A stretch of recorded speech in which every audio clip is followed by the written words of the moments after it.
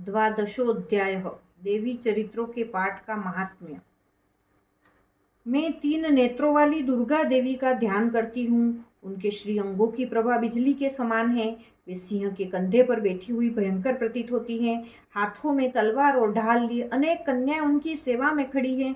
वे अपने हाथों में चक्र, गदा, तलवार, ढाल, बाण, धनुष, पाश और तर्जनी मुद्रा धारण किए हुए हैं। उनका स्वरूप अग्निमय है तथा वे माथे पर चंद्रमा का मुकुट धारण करती हैं। देवी बोली, देवताओं, जो एकाग्रचित होकर प्रतिदिन इन स्तुतियों से मेरा स्तवन करेगा, उसकी सारी बाधा मैं निश्चय ही दूर कर दूंगी।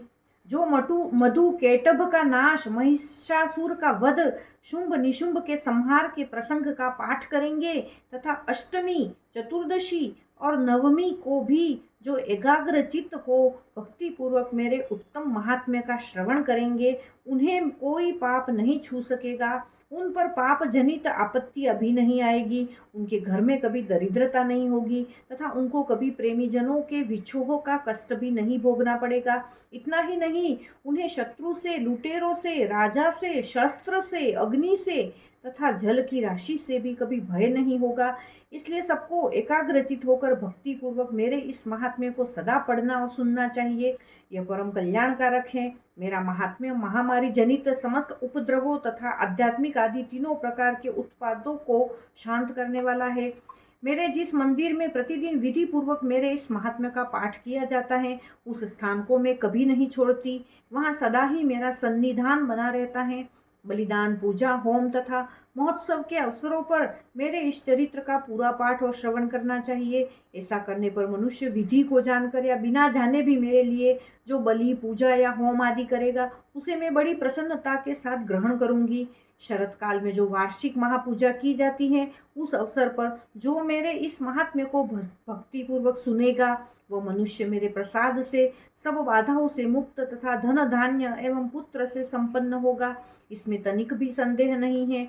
मेरे इस महात्म्य, मेरे प्रादुर्भाव की सुंदर कथाएं तथा युद्ध में किए हुए मेरे पराक्रम सुनने से मनुष्य निर्भय हो जाता है। मेरे महात्म्य का श्रवण करने वाले पुरुषों के शत्रु नष्ट हो जाते हैं, उन्हें कल्याण की प्राप्ति होती तथा उनका कुल आनंदित रहता है। सर्वत्र शांति कर्म में बुरे स्वप्न दिखाई देने पर तथा ग्रह जनित भयंकर पीड़ा उपस्थित होने पर मेरा महात्म्य श्रवण करना चाहिए। इससे सब विघ्न तथा भयंकर ग्रह पीड़ाएं शांत हो जाती हैं और मनुष्यों द्वारा देखा हुआ दुस्वप्न शुभ स्वप्न में परिवर्तित हो जाता है।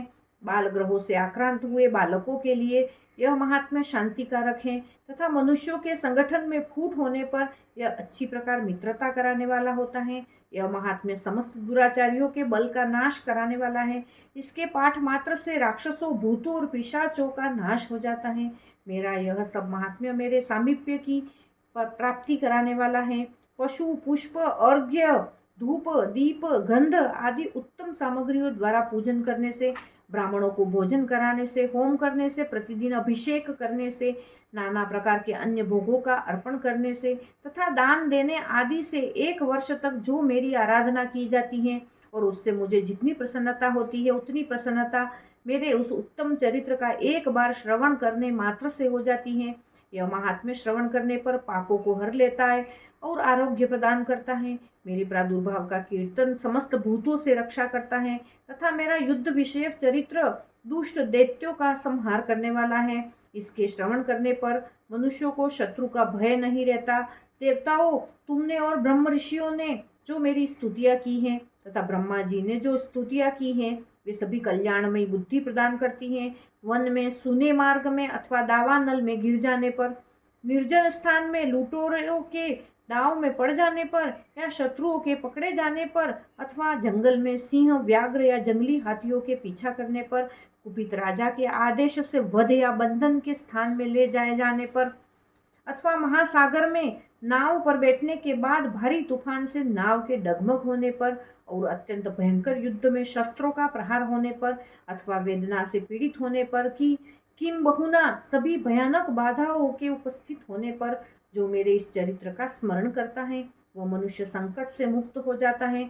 मेरे प्रभाव से सिंह आदि हिंसक जंतु नष्ट हो जाते हैं तथा लुटेरे और शत्रु भी मेरे चरित्र का स्मरण करने वाले पुरुष से दूर भागते हैं। ऋषि कहते हैं, यूं के करके प्रचंड पराक्रम वाली भगवती चंडिका सब देवताओं के देखते देखते वहीं अंतर्धान हो गई। फिर समस्त देवता भी शत्रुओं के मारे जाने से निर्भय हो पहले की ही भांति यज्ञ भाग का उपभोग करते हुए अपने अपने अधिकार का पालन करने लगे। संसार का विध्वंस करने वाले महाभयंकर अतुल पराक्रमी देव शत्रु शुंभ तथा महाबली निशुंभ के युद्ध में देवी द्वारा मारे जाने पर शेष दैत्य पाताल लोक में चले आए। राजन, इस प्रकार भगवती अंबिका देवी नित्य होती हुई भी पुनः पुनः प्रकट होकर जगत की रक्षा करती हैं।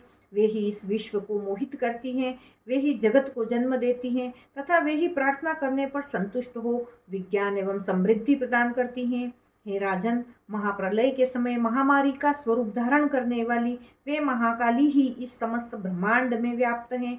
वे ही समय समय पर महामारी होती और वे ही स्वयं अजन्मा होती हुई भी सृष्टि के रूप में प्रकट होती हैं। वे सनातनी देवी ही समय अनुसार संपूर्ण भूतों की रक्षा करती हैं। मनुष्यों के अभ्युदय के समय वे ही घर में लक्ष्मी के रूप में स्थित हो उन्नति प्रदान करती हैं और वे ही अभाव के समय दरिद्रता बनकर विनाश का कारण होती हैं। पुष्प, धूप और गंध आदि से पूजन करके उनकी स्तुति करने पर वे धन, पुत्र, धार्मिक बुद्धि तथा उत्तम गति प्रदान करती है। इस प्रकार श्री मार्कंडेय पुराण में सावर्णिक मनवंतर की कथा के अंतर्गत देवी महात्म्य में फल स्तुति नामक 12वां अध्याय पूरा हुआ। बोलो अम्बे मात की जय।